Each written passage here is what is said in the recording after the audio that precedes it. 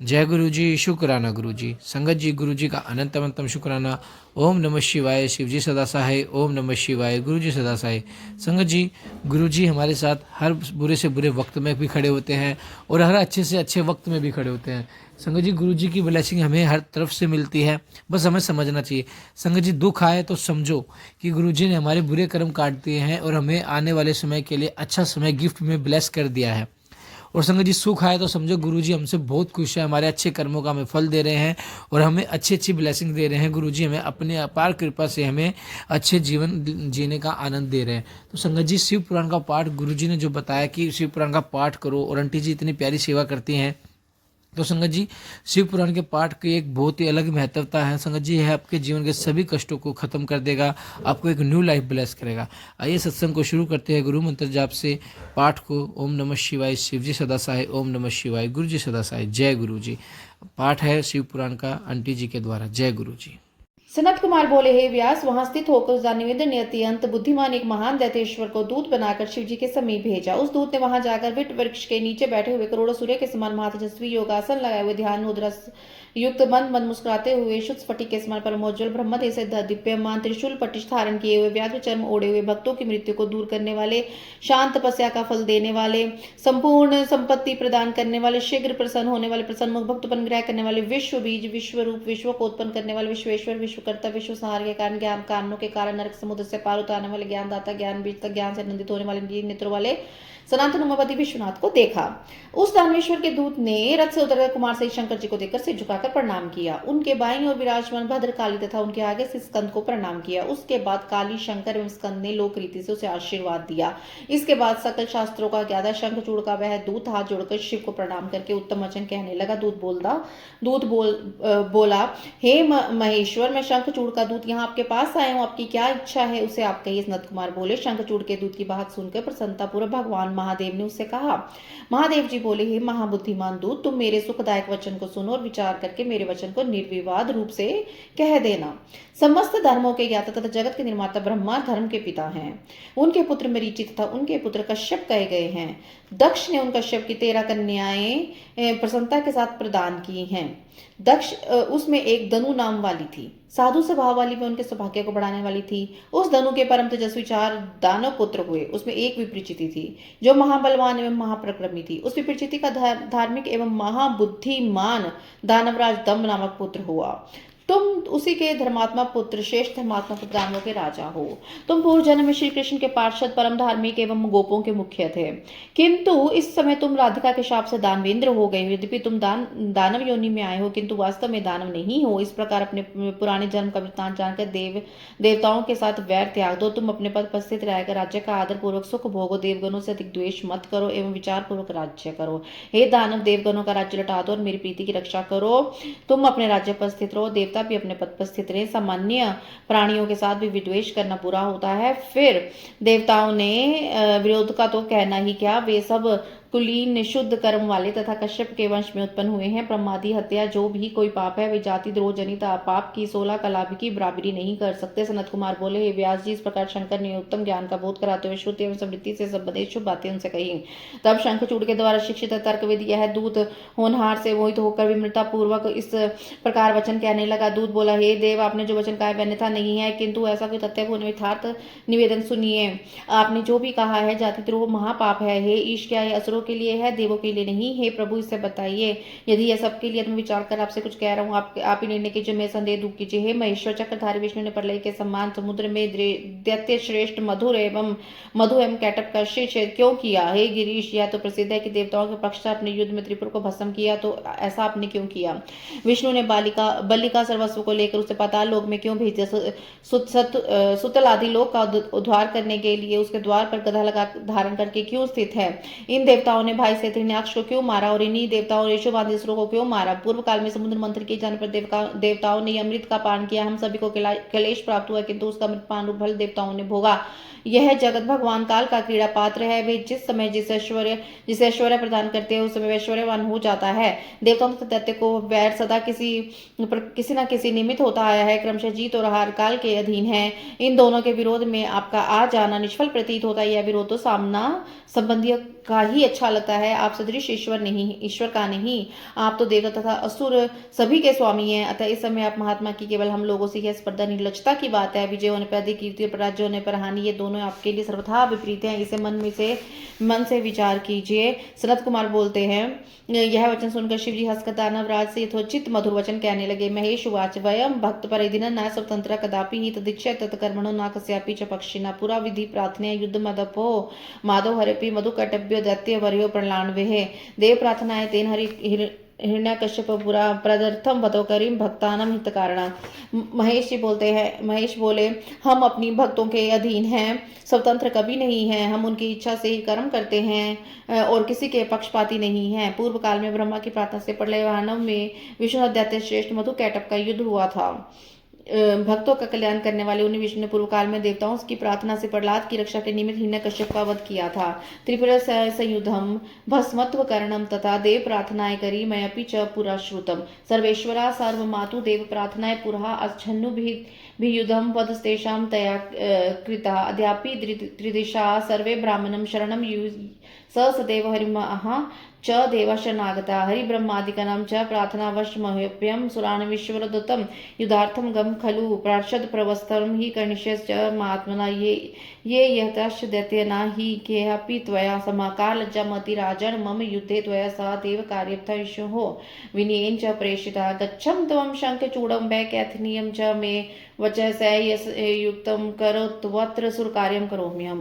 देवगणों की प्रार्थना से मैंने त्रिपुरों के साथ युद्ध किया था और उन्हें भस्म किया। यह बात सब लोग जानते हैं। पूर्व काल में देवताओं की प्रार्थना से सबके स्वामी सबकी माता ने शुभादि के साथ युद्ध किया और उन्होंने उसका वध कर दिया। आज भी सभी देवता ब्रह्मा की शरण में गए और देवताओं सहित विष्णु मेरी शरण में आए हैं। हे दूत, देवताओं का स्वामी मैं भी ब्रह्मा विष्णु की प्रार्थना के कारण युद्ध के लिए आया हूँ। हे दूत, शंखचूड़ से कहना कि तुम महात्मा श्री कृष्ण के श्रेष्ठ पार्षदों, पहले जो दैत्य मारे गए उनमें तुम्हारे भी समान कोई नहीं है। हे राजन, देवताओं का कार्य करने के लिए तुम्हारे साथ युद्ध करने में मुझे कोई बड़ी लज्जा नहीं है। देवताओं के कार्य के लिए मैं ईश्वर विनयपूर्वक भेजा गया हूँ। अतः हे दूत, तुम जाओ शंखचूड़ से मेरा वचन कह देना कि मैं तो देव कार्य अवश्य करूंगा, उससे जो उचित है वैसा करे। ऐसा कहकर महेश्वर चुप होकर शंखचूड़ का दूत उठा और उसके पास चला गया। इति श्री श्री महापुराण द्वितीय संहिता पंचमे युद्धखंड शंखचूड़ वधे शिवदूत संवादो नाम पंचत्रिंशोऽध्याय। इस प्रकार श्री श्री महापुराण के अंतर्गत द्वितीय संहिता के पंचम युद्धखंड में शंखचूड़ वध के अंतर्गत शिवदूत संवाद वर्णन नाम 35वां अध्याय पूर्ण हुआ। जय गुरु जी, शुक्राना गुरु जी। अथ षट्त्रिंशोऽध्याय 36वां अध्याय। सनत कुमार उवाच स दूतस्त्र गत्वा च शिववाक्यं जगाद हि सविस्तारं यथार्थ च निश्चयं तस्य तत्त्वतात् श्रुत्वा शंखचूडस्थो दानवेन्द्र प्रतापवान् अंगीचकार सुप्रीत्या रणमेव स दानवा समरोहो यानं च संहत्यश्च सत्वरादिदेश सैन्यहं च युद्धार्थं शंकरेण च। सनत कुमार बोलते, उस दूत ने वहां जाकर शिवजी की सारी बात तथा उनका निश्चय विस्तार पूर्वक यथार्थ रूप से कह दिया। उसे सुनकर वह प्रतापी दानवेंद्र शंखचूड़ ने बड़े प्रेम के साथ युद्ध करने की चुनौती स्वीकार कर ली। इसके बाद वह बड़ी शीघ्रता के साथ अमत्यों के सहित विमान पर उड़ हुआ और शंकर जी के साथ युद्ध करने के लिए उसने अपनी सेना को आज्ञा दी। शिव सौ सैन्यम देवाश्च प्रेयमा सत्वरा स्वयमप्यखिलेशोऽपि च सनद्य भूच लील्यः युद्धारंभो बभुवाश नेदुर्दवादिनी भूरिशा कोलाश्च संजातो वीर शब्दस्थैव च। शिवजी ने भी शीघ्रता तक अपनी सेना एवं देवताओं को युद्ध के लिए प्रेरित किया और वे स्वयं सर्वेश्वर होकर लीला पूर्वक युद्ध करने के लिए तैयार हो गए। इसके बाद शीघ्र ही युद्ध प्रारंभ हो गया। इस समय अनेक प्रकार के बाजे बजने लगे, कोलाहल और वीरों की गर्जनाएं होने लगी। देवदानवो युद्धम परस्पर भन्मने धर्मतो युद्ध तत्र देवदानव योगिनः स्वयं इंद्र युद्धे सार्धम च वृषपर्वणा भास्कर युद्धे विप्रचितना स धर्मितः दम्भेन स विष्णुश्च चकार पर्णम रणम कालसुरेण कालस्य गोकर्णेन हुताशनः कालासुरेण कालस्य गोकर्णेन हुताशनः कुबेरः कालकेन विश्वकर्मा मयान च भयंकरेण मृत्युशे सहेन्द्रं यमस्ततः कालंबिकेन वरुणश्चलेन समीरणः बुधेश्च घट पृष्ठेन रक्ताशेन शनेचरा जयंतो रथसारेण वसवो वर्चसां गणिः अश्विनो दीप्ति मध्यः च धूर्मेन नलकूबरा धुरेधेन धर्माश्य गणाकाक्षेन मंगला शोभकरेण वैश्वान पिप्टेन च मान्यथा गोमुखेन गोमुखेन चूरणेन खड्गान् नाम अनुसेरेण च धूर्मेन सेहनलापि विश्वेन च प्रतापिना दुदाशकाः पलाशेन युद्धुर्मताः परे असुमरः सार्धे शिव सहायशालिनः एकादश महारुद्राश्च दश भयंकरे असुर्य युद्ध वीर महाबलो पराक्रमे महामनिष्य युद्धे चोग्र चंडाभि सह राहुना स चंद्रश्च जीव शुक्रेन धर्मता नंदेश्वराद्य सर्वे दानव प्रवरे स यदुष्य महायुद्धे नोक्ता विस्तारत पृथकाः युद्धस्य महायुद्धे नोक्ताः विस्तरता पृथका वटमूले तदा शुभस्थतो काल्यास्तेन च सर्वे च युधु सैन्य समूहा संततम मुने रतन सिंहासने रम्ये कोटिदान संयुते उवास शंखचूडस्य रतन भूषण भूषितः महायुद्ध बभूवनाथ देवसुर विमार्दनः नान्ययुधानि दिव्यानि चलन्ति समहामृधे गर्दष्टि पटिशा चक्र भुषुंडी प्रास मुद्राः निद्रिंश भल परिगाः शक्तियों मुख पर स्वधा शरतो मरखड़ाक्ष शताग्निश्च सहस्त्रश्च भिंदी पाल दश्यन्य वीर हस्तेषु शोभिता। शिवजी ने भी बड़ी शीघ्रता से अपनी सेना एवं देवताओं को युद्ध के लिए प्रेरित किया। वे स्वयं सर्वेश्वर होकर लीला पूर्वक युद्ध के लिए तैयार हो गए। इसके बाद शीघ्र ही युद्ध आरंभ हो गया। उस समय अनेक प्रकार के बाजे बजने लगे, कोलाहल और वीरों की गर्जनाएं होने लगी है। मुने देव और दानवों का परस्पर युद्ध होने लगा। देवता तथा दानव धर्म पूर्वक युद्ध करने लगे। स्वयं महेंद्र वृष पर्वा के साथ तथा भास्कर विप्रचिति के साथ धर्म पूर्वक युद्ध करने लगे। स्वयं युद्ध करने लगे। दंभ के साथ विष्णु का महान युद्ध होने लगा। काल कालासुर के साथ, अग्नि गोकर्ण के साथ, कुबेर कालके के साथ, विश्वकर्मा मय के साथ, मृत्यु भयंकर के साथ, यमराज संहार के साथ, वरुण कालंबी के साथ, समीरन चंचल के साथ, बुद्ध घट पृष्ठ के साथ, शनिचर रक्ताक्ष के साथ, जयंत रत्नाकर के साथ, अष्टवसु सगणों के साथ, अश्विनी कुमार दोनों दीप्तिमान नल कुबर धूम्र के साथ, धर्म धुरंधर के साथ, मंगल गणकाक्ष के साथ, वैश्वान शुभाकर के साथ, कामदेव पिपिट के साथ, 12 आदित्य गोमुख चूरण खड़ग नामक असुर धूम्र सहल विश्व प्रतापी पलाश के साथ धर्म पूर्वक युद्ध करने लगे। शिव की सहायता प्राप्त करके देवगण असुरों के साथ महान युद्ध करने लगे। एकादश महारुद्र भयंकर महाबली पराक्रमी वीर 11 असुरों से युद्ध करने लगे। महामणियुग्र चंड आदि के साथ, चंद्रमा राहु के साथ तथा बृहस्पति शुक्राचार्य के साथ धर्म पूर्वक युद्ध करने लगे। नंदेश्वर आदि शिवगण भी दानवों के साथ युद्ध करने लगे। उनका पृथक पृथक वन विस्तार के भय से नहीं किया गया है। मुने उस समय शिवजी काली एवं पुत्र के साथ वट के मूल में स्थित रहे और समस्त सैन्य समूह निरंतर युद्ध कर रहे थे। रतन जटित भूषणों से भूषित शंख चूड़ भी करोड़ों दानों से युक्त रतन जटित मनोहर सिंहासन पर बैठा हुआ था। इसके बाद देवताओं एवं असुरों का विनाश करने वाला महायुद्ध छिड़ गया। उस महायुद्ध में नाना प्रकार के दिव्यायुद्ध चल रहे थे। गदा सृष्टि पटिश चक्र भुषुंडी प्रास मुदगर निस्त्रिंश भाला परिग शक्ति उन्मक परशु बाण तोमर खड़ग शस्त्र तोपे भिंदीपाल एवं अन्य शस्त्र वीरों के साथ हाथों में शोभित हो रहे थे। महान उत्सव से युक्त वीर लोग युद्ध में गरजती हुई दोनों सेनाओं के साथ वीरों के सिरों को आयुधों से काटने लगे। हाथी घोड़े रथ पैदल तथा अनेक प्रकार के सवार सहित वाहन युद्ध में कट रहे थे।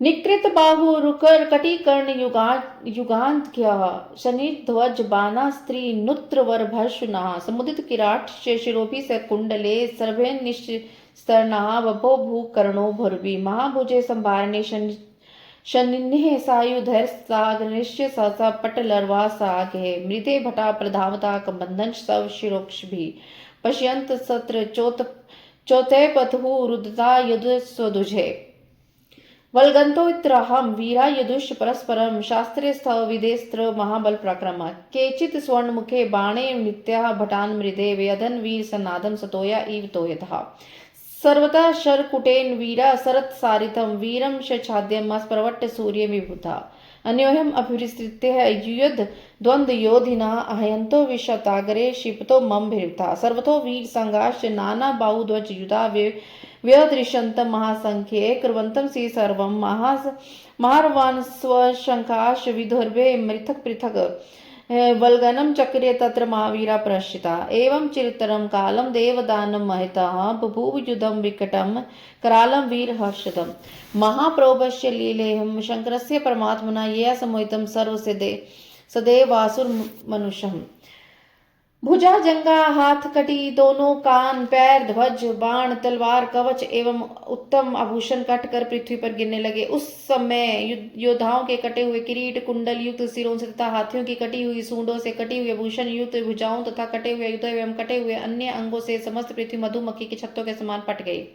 युद्ध में कटे हुए सिरों की आंखों से कबंध की ओर देखते हुए योद्धा शास्त्र धारण की भुजाओं के ऊपर की ओर उठकर वहां जहां तहां दौड़ रहे थे। महाबलवान महाप्रक्रमी वीर तीव्र नाद करते हुए अनेक प्रकार के शास्त्रों से परस्पर युद्ध करते रहे। कुछ योद्धा युद्ध में स्वर्ण मुख वाले बाणों से योद्धाओं को मारकर जल वृष्टि करने वाले मेघों के समान वीर गर्जना कर रहे थे।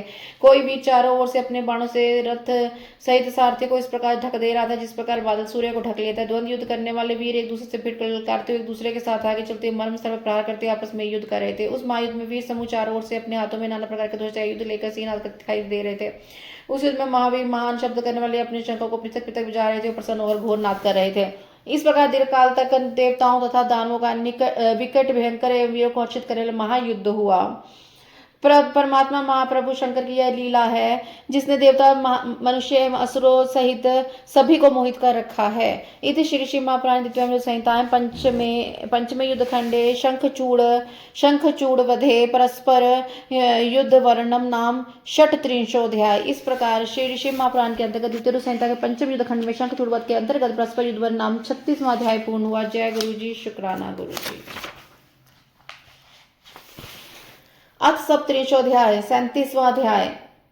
शंखचूड़ के साथ कार्तिकेय आदि महावीरों का युद्ध। सनत कुमार उवाच तदा देवगणा सर्वे दानवेश्च पराजिता दुर्व भर्य भतिश शस्त्रास्त्र विग्रहा ते परावृत्य विश्वेशम शंकरम शरणम युयुत्राहि त्रिहिति शर्वचत्युचुहिल्या शिगिरा।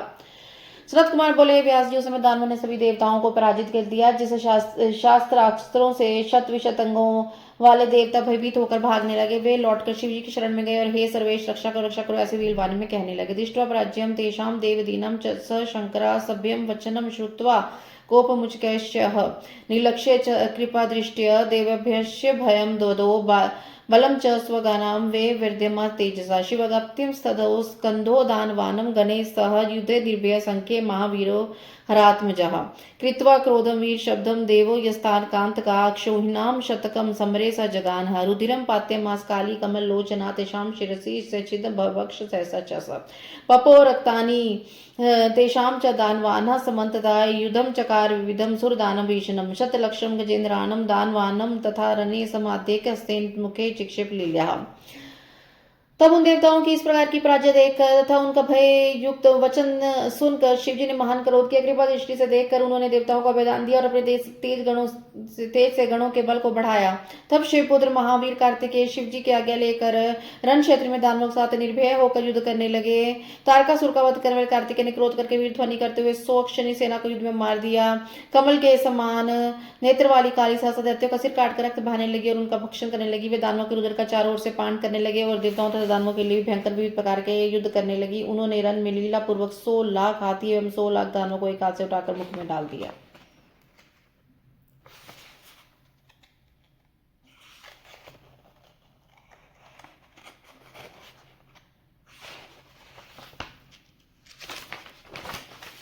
कम्बन्धनां सहस्त्रं च सनर्तं रणे बहु महाकोलाहलो जातः कलिबनां च भयंकरा पुनः स्कंदे प्रकोप्यच्चः शरवर्षां चकारः पात्यमाशरणतः कोटिशो सुरनायकान् दानवा शरजालेन स्कंदस्य शतविग्रह भीता प्रदुदेवुः सर्वेषां मरस्तथा वृषपर्वा विपृचिति दण्डशपि विकम्पना स्कंदेन युधुः सार्धं तेन सर्वे क्रमान् च महामारी च युधे न बभूव पराङ्गमुखी बभूस्ते शतांश स्कंद शक्ति प्रपीडिता महामारी स्कंदेश विजयभूतता मुने धुम्भिः स्वर्गे पुष्पवृष्टि पपात स्कंदस्य समरं दृष्ट्वा महारौद्रं तमुदितं दानवानं शयकरं यथा प्रकृतिकल्प महामारी कृतं तच्चुदरं शयगेतुकं चकोतिभिः सहसा सनदो भूत्स्वयं तदा वरं विमानमारुह्य नानाशास्त्रसंयुतम् अभ्यं सर्वीराणं नानारत्नपरिचितं महावीर शंखचूड़ जगाम रत्नमध्यता धनु विकर्ष्य कर्णान्तं चकार शर्वर्षणं तस्य सा शर्वृष्टिश्च दुनियावार्य भयंकरी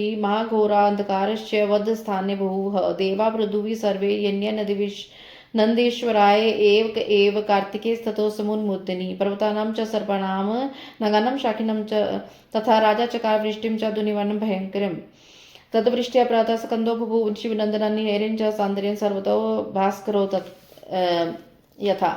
हजारों कटबंध युद्ध में नित्य करने लगे। उस समय महाकोलाहल होने लगा जो कायरों के लिए भयप्रद था। इसके बीच स्कंद कुपित हो जाने पर बाणों की वर्षा करने लगे। उन्होंने क्षण भर में करोड़ों असुर सेनापतियों को मारकर गिरा दिया। जो शेष दानव मरने से बच गए वे सब स्कंद के बाणों शत विशत भयभीत होकर भागने लगे। तब वर्ष पर व विपरीचिति दंड विकंपन ये सभी बारी बारी से स्कंद के साथ युद्ध करने लगे। महामारी भी युद्ध करने लगी और युद्ध से नहीं हटी। स्कंद की शक्ति से पीड़ित हुए असुरगण शत विशत होने लगे। हे मुने, उस समय स्कंद एवं महामारी की विजय हुई। स्वर्ग में तो दुम्बियां बजने लगी और फूलों की वृष्टि होने लगी। तब कार्तिकेय महाभयानक अद्भुत दानवों का अभिषेक करने वाले कल्पांत सदृश और महामारी के द्वारा किए गए क्षयकारी उपद्रव को देखकर शंखचूड़ अत्यंत कुपित हो उठा और स्वयं सहसा युद्ध के लिए तैयार हुआ। वह शंखचूड़ अनेक प्रकार के शस्त्रों से युक्त विविध रत्नों से जटित तथा सभी वीरों को अभय देने वाले विमान पर चढ़कर महावीरों के साथ रणभूमि में अवस्थित होकर पर्यंत धनुष की प्रत्यंचा खींचकर बाणों की वर्षा करने लगा।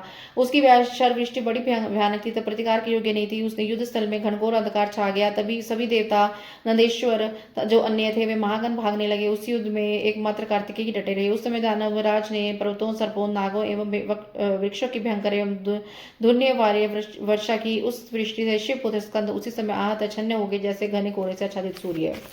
नाना विद्यम स्वयं च चकार मया दिशतां ता नाविधान सुरहा केपि गणाश मुनि सत्वम तदैव शंखचूडस्य महामाय महाबल शर्केन दिव्येन धनुषेद तस्य वै भवंच तदर्थम दिव्यम चेद रथ रक्षकान् मयूरम जर्जरीभूतम दिव्यास्त्रेण चकार शक्तिम चिक्षेप सूर्याभ्यम तस्य वक्षसि घातिना मूर्छामवाप सहसा तत्परारिण सक्षणम् पुनश्च चेतनां प्राप्य कार्तिकं पर विरहा रतेन्द्र सार निर्वाण अमरोहो सवाहनम समृत्वा पादो महेशस्य संभकस्य च षण्मुखा शस्त्राणि गृहतत्व चकार रणमूलबहन सपानस्य पर्वतस्य वृक्षांच प्रस्थानस्तथा सर्वच्छेदकोपेन दिव्यस्त्रेण शिवात्मजा वहीम निवार्यमस पार्जयेन शरणः रथम धनुष्य छेद शंखचूड़ से लीला सत्रानन सर्वांश किरीटम मुक्तोज्ज्वलम वीर शब्दम चकारसो जगर्जम च पुनः पुनः चिक्षेप शक्तिम सूर्याभ्यम दानवेन्द्रस्य वृक्षभिः प्रतत्प्रारण संप्राप्य मूर्छा दीर्घमतेन स